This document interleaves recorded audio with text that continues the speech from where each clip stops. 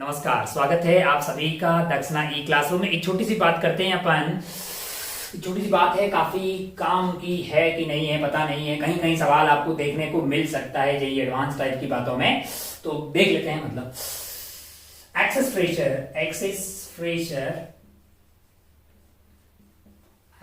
Pressure inside a surface having two radius of curvature।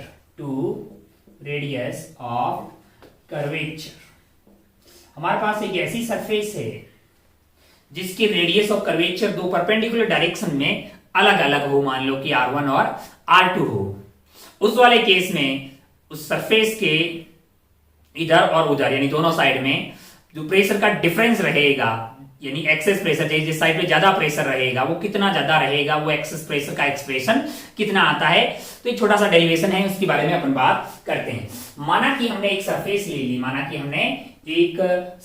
ले ली है, इस तरह की कोई भी एक रैंडम सरफेस हमने उठा ली है, और मान लीजिए कि यहां एक साइड से उसको काटा, यहां से एक साइड से उसको काटा और एक इस साइड से काट लिया है ना, ताकि अपने को क्या मिल जाए, दो अलग अलग रेडियस ऑफ कर्वेचर मिल जाए। ये बीच का एंगल 90 डिग्री। आप ये समझिए कि एक प्लेन ऐसा है और दूसरा वाला प्लेन ऐसा है, और मान लीजिए कि ये वाला जो है सरफेस, इसका रेडियस ऑफ कर्वेचर R1 है और इसका रेडियस ऑफ कर्वेचर R2 है। अब आप बोले कि साहब ये अलग अलग कैसे हो सकते हैं? जैसे आप आसान भाषा में देखें, मान लो कि ऐसा है, कैसा है, ऐसे हाथ रखे हुए हैं, तो एक रेडियस ऑफ कर्वेचर ये हो सकती है ऐसे वाली, है कि नहीं है, और दूसरी इसके जस्ट परपेंडिकुलर ऐसे वाली, जो हाथ ऐसे रखा हुआ ऐसे वाली, एक ये वाली और एक ये वाली, दो परपेंडिकुलर डायरेक्शन में अपने कट कर दिया है।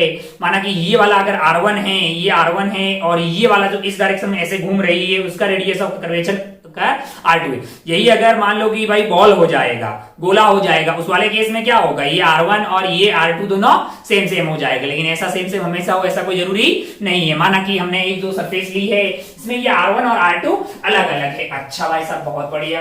अब आप ध्यान से देखें, माना कि हमने इसको सेंटर से कनेक्ट कर दिया है, ये वाला एंगल बन रहा है हमारे लिए θ1, और इसको इधर अपने सेंटर से कनेक्ट कर दिया है, तो ये वाला एंगल मान लेते हैं अपन क्या बन रहा है, θ2 है। और यहां पे कुछ इस तरह की सरफेस आ गई है। माना कि यहां पे भरा हुआ है लिक्विड, क्या भरा हुआ है, लिक्विड भरा हुआ है, और बाहर है हवा यानी एयर मान लिया है, और ये जो भी लिक्विड है उसका सरफेस टेंशन आपको T दिया हुआ है।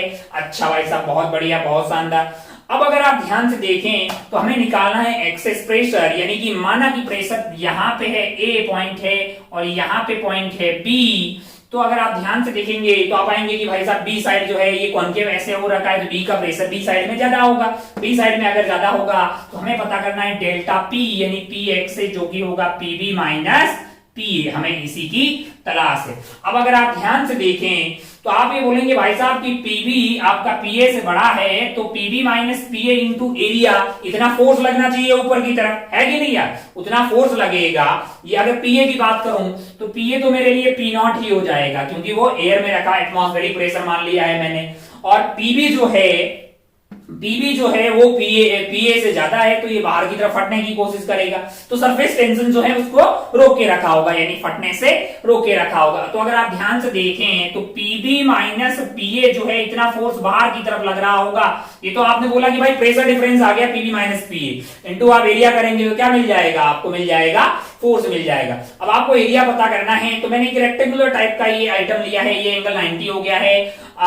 अगर आप ध्यान से देखें तो ये है एंगल θ1, ये है R1, तो ये वाली जो लंबाई है, कर्व की लंबाई है, क्या मैं इसको R1 θ1 लिख सकता हूं, मैंने कहा। और हाँ, ध्यान रखें θ1 एंड θ2 आर वेरी स्मॉल। क्या है भाई साहब, बहुत छोटे हैं। अच्छा, ये θ2 होगा तो ये वाली लंबाई क्या हो जाएगी, R2 θ2 हो गई है ना। अच्छा भाई साहब, अब ये ऐसा है कि भाई साहब ये वाली भुजा आपकी r1 θ1 हो गई, ये वाली r2 θ2 हो गई ऐसी सरफेस पे, ये सरफेस है ऐसी। तो ये जो एरिया है, ये जो एरिया है इसको मैं लिख सकता हूं ये इंटू ये कर दीजिएगा, तो ये आ जाएगा आपका r1 r2 θ1 θ2, इन दोनों को मल्टीप्लाई कर दिया है। इतना फोर्स जो है वो बाहर की तरफ लग रहा होगा, यानी कि ये आपका जो है आउटवर्ड इतना फोर्स लग रहा होगा। इतना ही अगर सरफेस टेंशन अंदर की तरफ खींच के रख रहा होगा लिक्विड को, लिक्विड अंदर की तरफ खींच के रख रहा होगा, वो अगर इसको बैलेंस कर जाएगा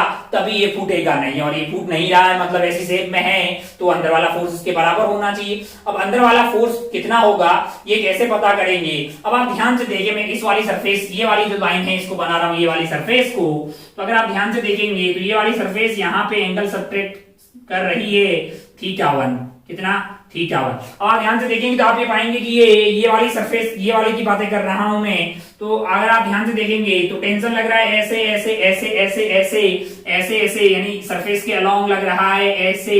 मैं सिर्फ टी यहाँ पे शो कर रहा हूँ, फोर्स नहीं है। फोर्स के लिए क्या करना पड़ेगा, मुझे लंबाई से मल्टीप्लाई करना पड़ेगा। अब आप ध्यान से देखें तो ये पीछे की तरफ ऐसे है, ये है इधर की तरफ, तो ये वाली जो लंबाई है मेरे लिए, ये वाली जो लंबाई है, ये वाली जो लंबाई है, ये वाली जो लंबाई है, वो तो यही है भाई, वो है बेसिकली r2 θ2। तो इस वाली सरफेस में इधर की तरफ जो टोटल इधर की तरफ फोर्स लग रहा होगा, अगर मैं उस फोर्स को लिखूं तो मेरे लिए हो जाएगा r2 θ2t, और यहां पे हो जाएगा भाई साहब r2 θ2t। अच्छा, बहुत बढ़िया भाई साहब, ये जो है ये अलोंग द सरफेस लग रहा है। अच्छा, ये एंगल अगर θ1/2 है तो क्या मैं इस वाले एंगल को θ1/2 सॉरी θ1 है तो θ1 डिवाइडेड बाई 2 लिख सकता, मैंने कहा इसमें कोई गलत बात नहीं है। हम चाहते हैं कि इस फोर्स के दो कंपोनेंट ले लें, क्योंकि हॉरिजॉन्टल वाला जो कंपोनेंट है वो निपट जाएगा, काहे को कि भाई साहब ये जो कंपोनेंट आएगा उसे ये वाला कंपोनेंट खत्म कर देगा। कौन सा वाला कंपोनेंट ऐड हो जाएगा, ये वर्टिकल वाला कंपोनेंट हमारे काम का है। अच्छा, अगर ये है एंगल θ1/2 तो ये वाला एंगल क्या हो जाएगा, θ1/2 हो जाएगा। ये 90 डिग्री है तो ये 90 माइनस θ1/2, तो ये वाला हो गया आपका θ1 डिवाइडेड बाई 2। तो ये वाला कंपोनेंट आपके लिए हो जाएगा r2 θ2t cos θ1 divided by 2, जो कि इससे निपट जाएगा। और जो वर्टिकल वाला कंपोनेंट आने वाला है, जो कि डाउनवर्ड अंदर की तरफ जो खींच रहा है, वो वाला कंपोनेंट आपके लिए हो जाएगा, वो वाला कंपोनेंट हो जाएगा r2 θ2 into t into sine θ1 divided by 2 है। ये वाला कंपोनेंट और ये वाला कंपोनेंट दोनों ऐड हो गए तो इंटू 2 कर देते हैं भाई साहब। अच्छा, बहुत बढ़िया, हॉरिजॉन्टल वाला कैंसिल आउट हो गया है और जो अंदर की तरफ खींचने वाला है वो ये हो गया, इसमें कोई गलत बात नहीं है। ये अंदर की तरफ लग रहा है इस वाली सरफेस पे, कौन सी वाली सरफेस पे, इस वाली सरफेस पे ऐसे ऐसे लग रहा है, ऐसे ऐसे ऐसे, जो इसके अलोंग ऐसे लग रहा था, उसका कौन सा वाला कंपोनेंट, अंदर वाला कंपोनेंट ये हो गया है। सिमिलरली अगर आप इसका डायग्राम बनाएंगे तो सरफेस टेंशन ऐसे ऐसे इस वाली सरफेस पे ऐसे लग रही होगी, उसका भी एक डाउनवर्ड कंपोनेंट आएगा। मैंने कहा हाँ भाई साहब, उस वाले केस में क्या होगा, θ1 की जगह θ2 हो जाएगा, r2 की जगह r1 हो जाएगा। तो अगर आप ध्यान से देखें तो इसके जो है दोनों मतलब कंपोनेंट नीचे वाले ऐड हो गए तब ये आया है। तो इसमें जब दोनों कंपोनेंट ऐड करेंगे नीचे की तरफ इस वाले एलिमेंट के लिए, इस वाले एलिमेंट के लिए सरफेस आपकी ये वाली हो जाएगी, फोर्स ऐसे ऐसे लग रहा होगा, उसका कौन सा वाला कंपोनेंट, अंदर वाला कंपोनेंट। तो उसकी वैल्यू में डायरेक्ट लिख सकता हूं बगैर टाइम पास किए हुए, वो हो जाएगा आपका पास twice of r1 θ1t sine θ2 divided by 2 है। अच्छा भाई साहब, बहुत बढ़िया, बहुत ही शानदार। ये कौन सा वाला फोर्स है जो आपका लग रहा है इनसाइड की तरफ, यानी अंदर की तरफ लग रहा है, आउटवर्ड इतना लग रहा है। अगर ये दोनों बराबर होंगे तभी कार्यक्रम इक्विलिब्रियम में रहेगा, यानी तभी ये जो सरफेस ऐसी की ऐसी रहेगी, वरना ये फैलती हुई या सिकुड़ती हुई कुछ होगी। अभी ऐसा कुछ नहीं हो रहा, मतलब ये और ये बराबर है। अच्छा, अगर हमने यहाँ बातें की थी θ1 है, θ2 क्या है, वेरी स्मॉल है। अगर वो वेरी स्मॉल है तो मैं साइन थीटा को क्या लिख सकता हूँ, थीटा बहुत स्मॉल होता है, थीटा अगर रेडियन में हो मैं साइन थीटा को थीटा लिख सकता हूँ, यानी यही वाला कार्यक्रम हो जाएगा 2r2t into θ1 divided by 2 plus twice of r1 θ1t θ2 divided by 2। तो 2 ने 2 की बत्तियां गुल कर दी, यहाँ पे 2 ने 2 की बत्तियां गुल कर दी। अगर आप ध्यान से देखेंगे तो आप पाएंगे भाई साहब कि यहाँ पे आपके पास, अच्छा ये θ2 सॉरी r2 θ2t, तो यहां अगर आप ध्यान से देखेंगे तो आपके लिए कॉमन आता हुआ दिखाई दे रहा होगा, θ1 θ2 और t जो है वो कॉमन आ रहा है, अंदर की तरफ क्या रह जा रहा है, R1 प्लस R2 है। अच्छा भाई साहब, बहुत बढ़िया, बहुत शानदार। ये है आपका जो है अंदर की तरफ लगने वाला फोर्स है। अगर ये अंदर की तरफ लगने वाला फोर्स इसके बराबर हो जाएगा, इसके बराबर हो जाएगा, होना ही पड़ेगा, तभी ये इक्विलिब्रियम में रहेगा। अब आप ध्यान से देखें तो इसको हमने कर दिया है इसके इक्वेट, यानी ये वाले को इसके इक्वेट कर देंगे तो ये वाला हो जाएगा θ1 θ2 t R1 प्लस R2 है। यहां से आपका θ1 एंड θ2 की बत्तियां हो गई है गुल, और ये हमें तलाश है, यही हमारे लिए क्या है, P एक्सेस है। एक्सेस प्रेशर जो है मतलब आउटर वाली सरफेस के कंपेयर में जो इनर वाली मतलब सरफेस के आउटसाइड और सरफेस के इनसाइड में प्रेशर का डिफरेंस जो है वो है आपके पास डेल्टा P, यानी ये जो डेल्टा P है या P एक्सेस है इसकी वैल्यू क्या आ रही है हमारे लिए आ रही है T R1 plus R2 divided by R1 R2। अच्छा, इसी आइटम को अपन प्यार से क्या लिख सकते हैं, T, इसको डिवाइड कर दीजिए तो ये हो गया 1 by R1 plus 1 by R2। अच्छा, बहुत बढ़िया, बहुत है शानदार भाई साहब। अच्छा, ये फॉर्मूला कहाँ कहाँ लगा सकते हैं, मैंने कहा ये तो हमेशा लगा सकते हैं, बस जरूरत बहुत कम होती है, इसकी कोई खास जरूरत हमें पड़ती नहीं है। मैंने कहा यहाँ अगर आप ध्यान से देखेंगे तो T आपका जो है सरफेस टेंशन हो गया,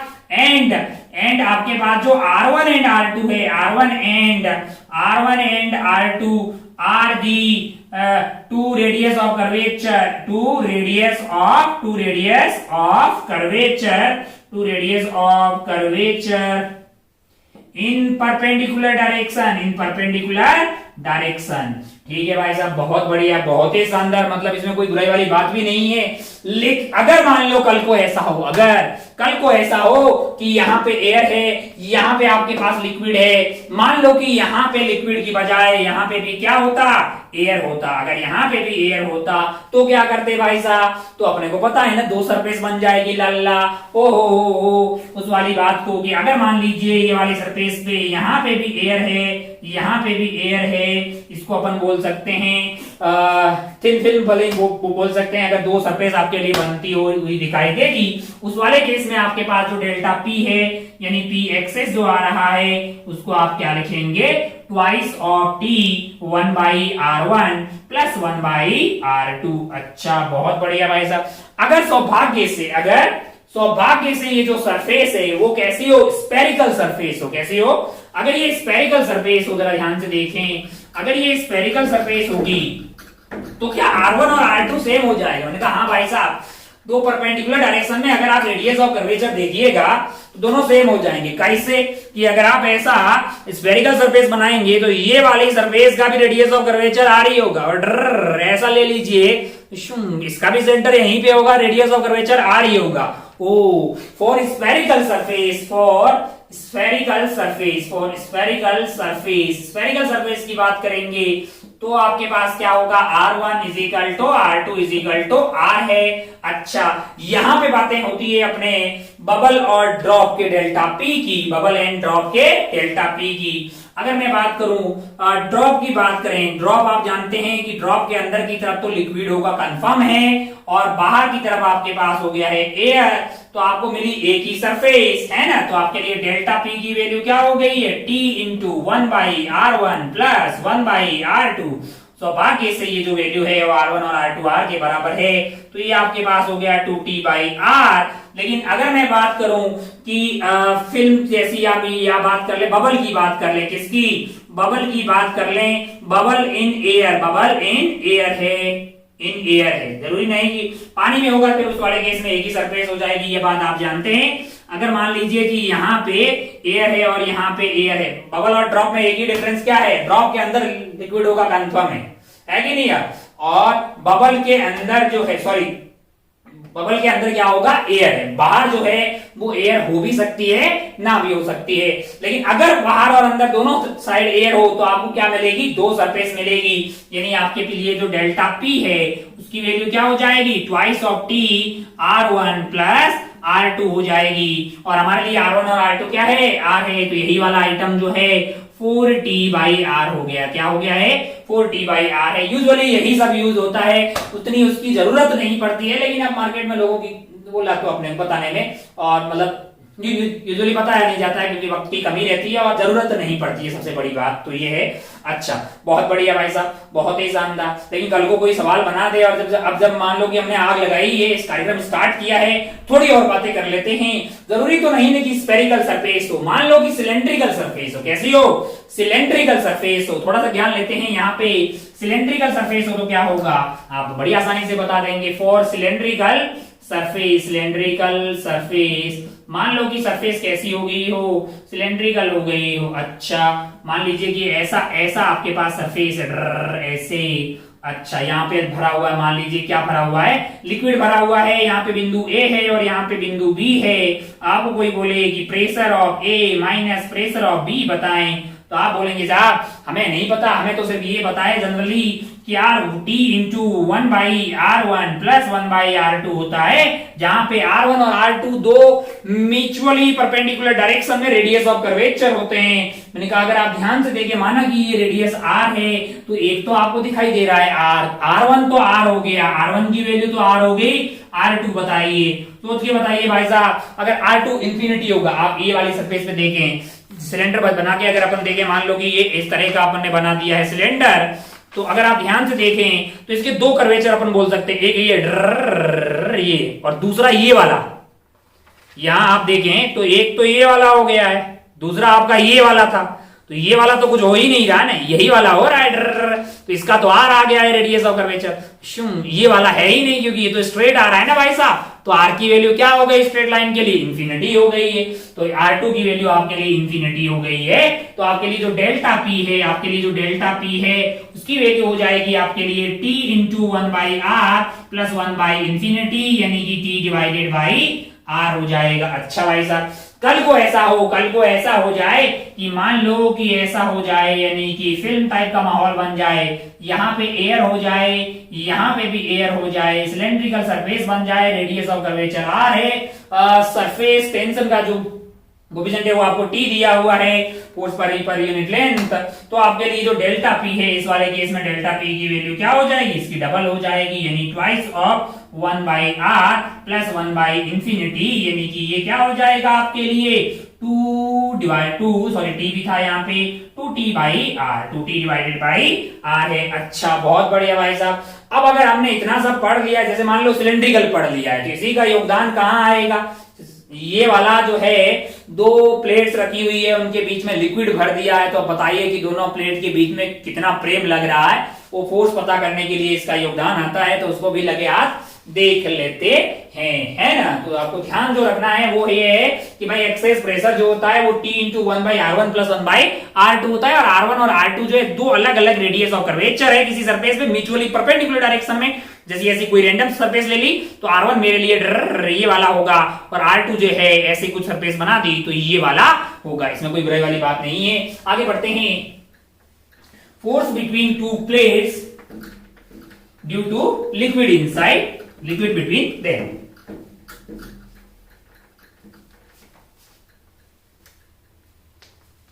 चलिए भाई साहब, ये हो गया चकाचक। Force between two parallel plates due to liquid between these, दो पैरेलल प्लेट ली है अपन ने और उसके बीच में भर दिया है कोई लिक्विड, और हमको पता करना है कि वो वाले लिक्विड के कारण इन पे कितना फोर्स लग रहा है। अच्छा भाई साहब, दो प्लेट ली हमने, ऐसी प्लेट ले ली, मान लो कि ये है आपकी प्लेट 1 और दूसरी प्लेट जो है इस साइड से आपको दिखा रहे हैं, और दूसरी प्लेट मान लो कि ले ली, इस तरह की प्लेट ले ली है, और बीच में क्या भर दिया हमने, लिक्विड भर दिया है। लिक्विड भर दिया भाई साहब, यहाँ पे लिक्विड भर दिया, तो थोड़े टाइम बाद में लिक्विड इस तरह का कुछ रूप ले लेगा, है ना, क्योंकि सरफेस टेंशन के कारण वो अपनी जो भी लिक्विड होगा वो अपनी सरफेस के एरिया को मिनिमाइज करने की कोशिश करेगा। मान लो कि इस तरह का कुछ इसने रूप ले लिया है। अच्छा, यहाँ पे क्या है, मैंने कहा यहाँ पे है आपका पूरा लिक्विड भरा हुआ है। अच्छा, बहुत बढ़िया भाई साहब, बहुत ही शानदार। अब अगर आप ध्यान से देखें, तो तो यहाँ पे जो सरफेस बनी है बहुत ही आसान है जी। यहाँ है आपका एटमॉस्फेरिक प्रेशर पी नॉट है, यहाँ का प्रेशर क्या होगा, तो आप बोलेंगे साहब कि मतलब कॉनकेव इस साइड है, कॉनकेव किधर है, इस साइड है, इसका मतलब क्या है, प्रेशर यहाँ पे ज्यादा है और यहाँ पे कम है। कितना ज्यादा है मैंने कहा, वो उसके लिए तो हमको यहाँ पे सरफेस देखना होगा। पता करने के लिए सरफेस सिलेंडर टाइप की बनती हुई दिखाई देगी, सिलेंड्रिकल सरफेस आपको बनती हुई दिखाई देगी। अच्छा, बहुत बढ़िया भाई साहब, बहुत ही शानदार।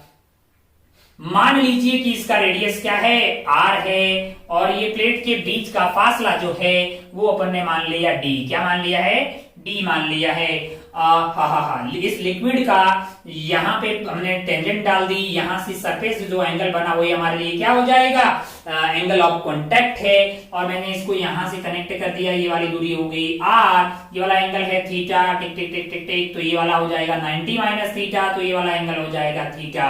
तो अगर आप इस वाले ट्रायंगल में देखेंगे तो ये वाली दूरी है आपके लिए r, ये वाला एंगल है थीटा, और ये वाली दूरी क्या है, d/2। क्या मैं ऐसा बोल सकता हूं कि r cos theta is equal to d/2 है, r cos theta is equal to d/2। यहां से मैं r को लिख सकता हूं d/2 cos थीटा। थीटा वहां पे क्या है, कॉन्टेक्ट एंगल है उस पर्टिकुलर लिक्विड का। अच्छा भाई साहब, बहुत बढ़िया, बहुत शानदार। ओहो हो, अब अगर आप ध्यान से देखें तो यहाँ का प्रेशर निकालना मेरे लिए काम रह गया। माना कि बिंदु बी मान लिया मैंने, यहाँ पे मान लिया बिंदु ए। तो अगर आप ध्यान से देखें तो आपको जानते हैं कि प्रेशर ऑफ बिंदु ए माइनस बिंदु B that is equal to T into 1/r1 plus 1/r2। आप जानते हैं कि सिलेंड्रिकल सरफेस बनी है और इसमें एक साइड लिक्विड है और एक साइड एयर है, तो R1 की वैल्यू आपके लिए R हो गई है, R2 की वैल्यू आपके लिए क्या हो जाएगी, इंफिनिटी हो जाएगी। अच्छा, तो आपके लिए जो प्रेशर डिफरेंस आएगा यानी pressure of A minus pressure of B, जो कि आ जाएगा आपके लिए T/R आ जाएगा। इसमें कोई बुराई वाली बात नहीं है। अब अगर आप ध्यान से देखें तो यहाँ ये वाला पॉइंट बोले, यहाँ ले लीजिए, यहाँ पे ले लीजिए, कहीं भी एयर में, तो प्रेशर ऊपर की तरफ यहाँ पे प्रेशर है P0, यहाँ पे प्रेशर है आपका P0 माइनस T/R। तो ऊपर की साइड है प्रेशर ज्यादा, नीचे की तरफ है प्रेशर कम। माना कि इसका एरिया है, जो कांटेक्ट एरिया है वो A है। क्या है, एरिया A है यहाँ पे।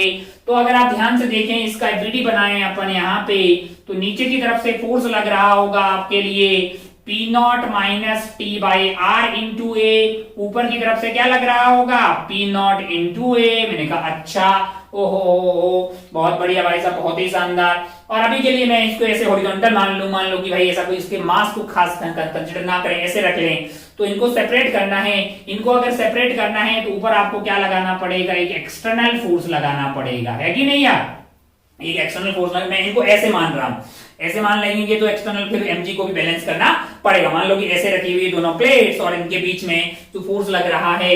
अब आप ध्यान से देखें तो इसको सेपरेट करने के लिए आपको कितना फोर्स लगाना पड़ेगा, इस वाले फोर्स का अपोजिट आपको फोर्स लगाना पड़ेगा। कौन से वाले, इन दोनों के रिजल्टेंट की तरफ। यानी आपका जो F एक्सटर्नल है वो क्या होना चाहिए, वो आपका ये वाला फोर्स ज्यादा है।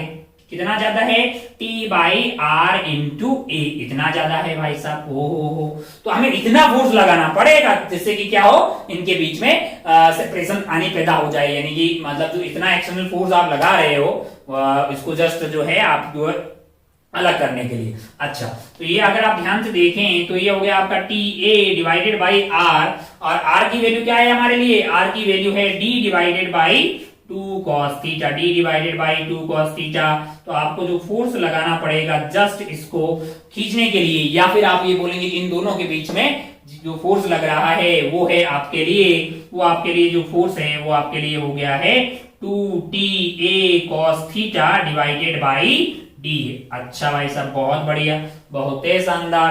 अब अगर आप ध्यान से देखें तो ये थीटा अलग अलग लिक्विड के लिए क्या होगा, अलग अलग होगा। यानी फोर्स ऑफ अट्रैक्शन आपके लिए ये आ गया है दोनों के बीच में, F = 2TA cos theta /D। अगर मान लो कि प्योर लिक्विड हो, अगर प्योर लिक्विड हो, प्योर वाटर हो, क्या हो, प्योर वाटर वाले केस में क्या होगा भाई साहब, theta is almost equal to 0, तो आपके लिए जो फोर्स ऑफ अट्रैक्ट दोनों के बीच में जो फोर्स लग रहा है उस वाले फोर्स की वैल्यू हो जाएगी 2ta डिवाइडेड बाई डी है, 2ta डिवाइडेड बाई डी है। cos थीटा में 0 रखोगे तो 1 आ जाएगा। तो बेटर है कि आप इसको ध्यान रखें। इसमें 3 स्टार लगा लेते हैं, इसमें 2 स्टार लगा लेते हैं। कहीं ना कहीं मेडिकल फेडिकल या कहीं ना कहीं सवालों में ये फॉर्मूला काम आता है, यूजुअली यही फॉर्मूला काम होता है। तो कभी कभी ये बता के अपन इसको काम चला लेते हैं, लेकिन कार्यक्रम काफी लंबा है। शुरुआत जो है काफी दूर कर्वेचर लो, वहां से कार्यक्रम शुरू हुआ था, फिर यहाँ पे अपन पहुंच जाते हैं। इतना बता के कट लें तो काम चल जाता है, सवाल वगैरह हो जाते हैं बस। अच्छा, बहुत बढ़िया भाई साहब, बहुत ही शानदार, बहुत ही खूबसूरत। आगे बढ़ते हैं और थोड़ा सा अगर खेला शुरू किया तो एक आध चीज और देख लेते हैं। मान लीजिए ये तो आपका फोर्स आ गया। मान लो कल को आपको कोई बोले कि हमने इन दोनों को क्या किया है कि इन दोनों को, पहले इसको उड़ा देते हैं, इन दोनों को क्या किया, पानी में डुबो दिया। मान लो 2 प्लेट से उनको बहुत पास पास में रख के पानी में डुबो दिया, पानी में डुबो दिया, तो कैपिलरी राइज होगा कि नहीं होगा? होगा भाई साहब। 2 ऐसी पैरेलल प्लेट से उसको पानी में डुबो दिया है। कैपिलरी ट्यूब में तो आपने निकाला था एच की वैल्यू क्या आई थी, 2t cos theta by rho g r. लेकिन अगर 2 पैरेलल प्लेट को ऐसे डुबो दिया पानी के अंदर तो पानी जाएगा ऊपर की तरफ। आपको ये बताना है कि ये वाली हाइट क्या होगी, ये वाली हाइट क्या होगी। ये बोर्ड को अपन निपटाते हैं और उसके बारे में छोटी सी बात करते हैं।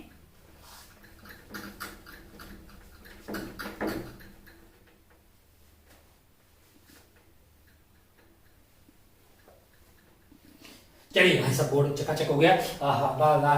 टाइम क्या हुआ बेटा, वक्त की बहुत कमी है।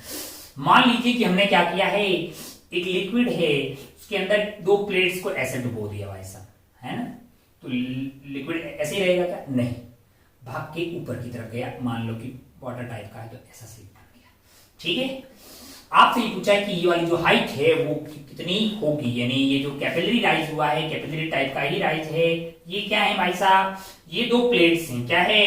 2 प्लेट हैं, 2 प्लेट्स क्या है भाई साहब, पास पास में हैं, पास पास रख दिया है। 3D में अगर बात करें तो अपन ऐसा बोल सकते हैं कि एक प्लेट ऐसी है, उसके जस्ट बगल में दूसरी वाली प्लेट को ऐसे रख दिया है। बीच में भाग के कौन जा रहा है, पानी ऊपर की तरफ जा रहा है ऐसे। तो वाटर के लेवल मान लो यहां तक था, तो ये हाइट h जो है आपको पता करनी है। आपके लिए कोई टफ चीज नहीं है भाई साहब। पिछली बार आपके लिए जब कैपिलरी ट्यूब थी तो जो सरफेस बनी थी वो स्फेरिकल थी। इस बार सरफेस कैसी बनेगी? इस बार सरफेस बनेगी सिलेंड्रिकल। अगर सिलेंड्रिकल सरफेस बनेगी तो क्या आपके लिए कोई बहुत ज्यादा टफ चीज है? मैंने कहा नहीं। अगर मान लीजिए कि ये वाली जो है कैपिलरी है, मान लो कि ये वाली जो दूरी है, सॉरी कैपिलरी का 2 प्लेट के बीच का ये दूरी है r। क्या है? r है। इसको अपन जूम करके मान लो यहाँ पे बनाते हैं तो आपके पास ऐसा सिलेंडर बनता हुआ दिखाई देगा। मान लीजिए कि इसका जो रेडियस है, मान लीजिए कि इसका जो रेडियस है वो है r। क्या है? रेडियस ऑफ कर्वेचर है r। अच्छा भाई साहब, बहुत बढ़िया, बहुत शानदार। ओ हो। अब अगर आप ध्यान से देखें तो और मैंने यहाँ पे क्या डाल दिया, टेंजेंट डाल दिया। ये वाला एंगल हो गया मेरे लिए थीटा, तो ये वाला जो एंगल है वो मेरे लिए हो जाएगा 90 माइनस थीटा। तो ये वाला एंगल क्या हो गया है? थीटा। अच्छा, वो ज्यादा छोटा बन गया क्या लग रहा है। और ये वाली जो दूरी है मेरे लिए, यानी यहां से लेके यहां तक, ये वाली दूरी होगी मेरे लिए d/2। क्या हो जाएगी? d/2। तो अगर आप ध्यान से देखें, ये वाला थीटा तो ये 90 माइनस थीटा, तो ये हो गया है थीटा। तो अगर आप यहाँ इस वाले ट्राइंगल में देखें तो ये है आपके लिए थीटा, ये है आपके लिए r, और यहाँ पे ये वाली दूरी है आपके लिए d/2, यानी r cos theta is basically d/2, तो आपके लिए r की वैल्यू क्या है? d/2 cos theta, d/2 cos theta. अच्छा भाई साहब, बहुत बढ़िया, बहुत ही शानदार। अब अगर आप ध्यान से देखें तो आप जानते हैं कि भाई साहब यहाँ का प्रेशर है P0 और यहाँ का प्रेशर होगा कुछ कम, कॉन्केव साइड है ऊपर की तरफ। यहाँ का प्रेशर होगा P0 माइनस डेल्टा P, जो कि हो जाएगा P0 माइनस डेल्टा P। अपन जानते हैं सिलेंड्रिकल सरफेस बनेगी। और एक R2 इंफिनिटी है, R1 आपका R है, यानी कि T divided by R, T divided by R हो जाएगा आपके लिए। ओ हो। अब अगर आप ध्यान से देखें तो एक और तरीके से भी तो आप लिख सकते हो, यहाँ का प्रेशर है P0, तो यहाँ का प्रेशर क्या होगा P0, तो यहाँ के प्रेशर को क्या मैं ऊपर की तरफ जाऊंगा तो क्या वो P0 minus rho g H नहीं हो जाएगा। मैंने कहा हाँ, अरे ये क्या हुआ, रो जी एच की वैल्यू T बाई आर के बराबर आ रही है, यानी rho g h that is equal to T divided by R है। अच्छा हमें क्या चाहिए, हमें चाहिए H, तो आपका हो जाएगा 2 divided by rho g r, और आर को आप क्या लिख सकते हैं T divided by rho g, r को आप डाल सकते हैं D बाई 2 कॉस थीटा, तो D यहां पे आ जाएगा 2 cos theta. For pure water, for pure water, for pure water, water वाले केस में क्या होगा भाई साहब, वो ऐसा ऐसे बन जाएगा, यानी R1 की वैल्यू आपके लिए जो सॉरी कॉन्टेक्ट एंगल जो है वो बन जाएगा आपके लिए 0, मतलब कॉन्टेक्ट एंगल क्या हो जाएगा 0। फॉर प्योर वाटर है आपके लिए थीटा की वैल्यू है 0, तो cos थीटा की वैल्यू 1 आ जाएगी, यानी h की वैल्यू आ जाएगी 2t divided by rho G D, है ना। चलिए भाई साहब बहुत बढ़िया, बहुत ही शानदार, ये तो कोई बहुत बड़ी टफ चीज नहीं हुई। तो अपन समझ गए कि भाई स्फेरिकल हो जाए तो क्या होगा, सिलेंड्रिकल हो जाए तो क्या होगा। एक ऐसे ही सवाल टाइप का आइटम और देख लेते हैं, फिर इस खेला को खत्म करते हैं। ऐसे ही वैसे जरूरत से ज्यादा बातें देख रहे हैं। अच्छा इसको उड़ा देते हैं। आई तो ये आ गई, कभी आपने ब्लड का सैंपल अगर दिया हो, कैसे लेते हैं, सुई मारती है नर्स मैडम और खून निकल जाता है, बेदर्दी से हमारा खून जो है वो स्लाइड पे डाल दिया जाता है, फिर मजे लिए जाते हैं उसके साथ और बताते हैं कि आपका क्या हालचाल है। तो जो खून निकालते हैं, टिचुक लगाते हैं, फिर खून निकालते हैं और एक स्लाइड पे डालते हैं, है ना।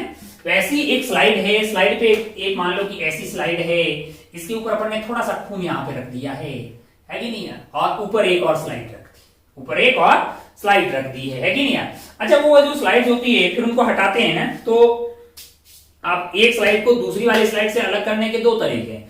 एक तो यह है कि भाई नीचे वाली स्लाइड यहां रखी, ऊपर वाली को ऐसे उठा लो, दूसरा ये कि उनको ऐसे स्लिप करके निकाल दो, इसको धक्का दो शूं। तो ये ऐसे उठाने वाला कार्यक्रम बहुत कम होता है, कोई नहीं करता है, ऐसे करके निकाल लेते हैं, मतलब जो है दो स्लाइड को सेपरेट कर देते हैं।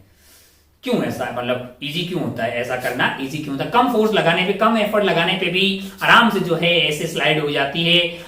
2 स्लाइड्स आप समझ गए ना, 2 ऐसी ग्लास की स्लाइड है, यहाँ पे एक ग्लास की स्लाइड है, मान लो कि ऐसा कुछ बना देते हैं अपन, यहाँ पे है एक ग्लास की स्लाइड जिसके ऊपर यहाँ पे अपन ने डाल दिया मान लो कि इस तरह का, मान लो कि इसका जो रेडियस है यहाँ पे जो भी अपने लिक्विड डाला है, एक लिक्विड डाल दिया आपने, और ये वाला जो लिक्विड है मान लो कि इसका रेडियस जो है वो r है, क्या है r है। ऊपर इसके क्या है, मैंने कहा ऊपर एक और स्लाइड रखी हुई है।